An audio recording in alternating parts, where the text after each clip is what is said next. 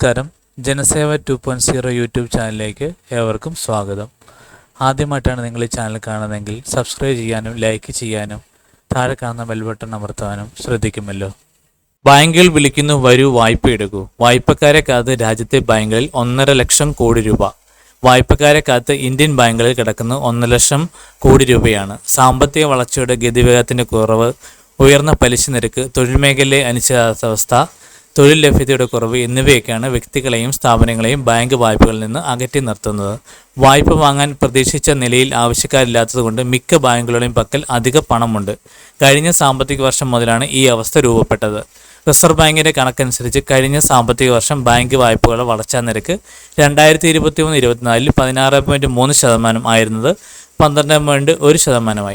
RBIയുടെ കണക്കുകൾ സൂചിപ്പിക്കുന്നത് ഈ സാമ്പത്തിക വർഷവും ബാങ്ക് വായ്പയുടെ വളർച്ചാ നിരക്ക് കുറയുമെന്നാണ്. മെയ് മാസത്തിൽ വളർച്ചാ നിരക്ക് കഴിഞ്ഞ വർഷത്തെ ഇതേ കാലയളവിലെ 19.5 നിന്നും 9.8% വീണത്.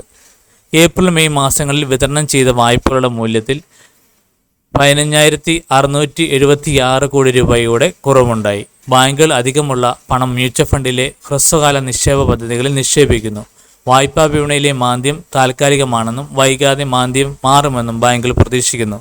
അതുകൊണ്ടാണ് അധികമുള്ള പണം ഹ്രസ്വകാല പദ്ധതികളിൽ നിക്ഷേപിക്കുന്നത്.